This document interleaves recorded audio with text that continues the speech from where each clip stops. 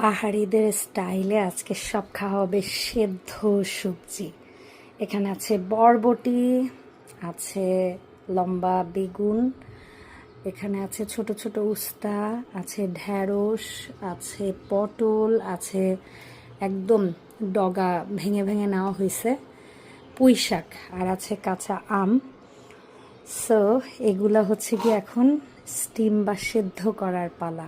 সবজি সেদ্ধ হয়ে গেছে, আর এখন চাটনি বা মরিচ ভর্তা বানানোর জন্য এখানে মূলত কাঁচামরিচ অনেকগুলা, কাঁচা আম দিছি, রসুন, পেঁয়াজ।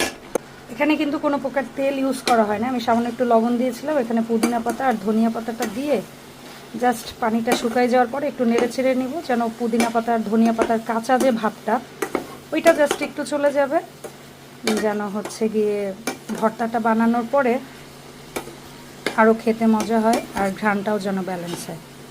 সো এই হচ্ছে সেই স্পেশাল ভর্তা। আমাদের প্লেটিং রেডি। ঢ্যাঁড়স সেদ্ধ, পুঁই শাক সেদ্ধ, পটল সেদ্ধ, বেগুন সেদ্ধ, করলা সেদ্ধ, বরবটি সেদ্ধ, ভাত, সাথে হচ্ছে গিয়ে স্পেশাল সেই চাটনি। বিসমিল্লাহ। প্রথমে হচ্ছে গিয়ে ঢ্যাঁড়স দিয়ে ট্রাই করব, কারণ ঢ্যাঁড়স ভাল লাগে আমার এমনি। বিসমিল্লাহ। জোস। এই চাটনিটা হচ্ছে সবচেয়ে মজা।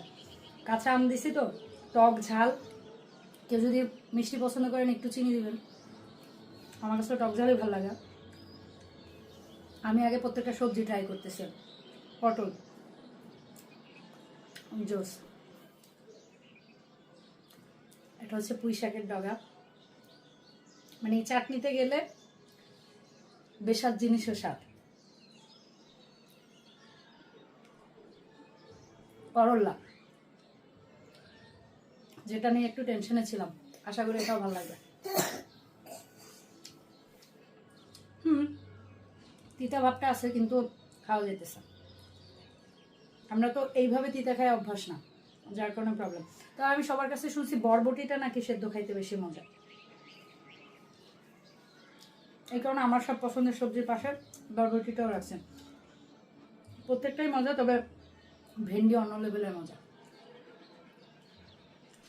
খাওয়া যায় আসলে হেলদি ওয়েতে, কোনো মশলা নাই, কোনো তেল নাই, এত মজার খাবার, মাশাআল্লাহ। তুমি খাবার আসো। বিসমিল্লাহ বলো।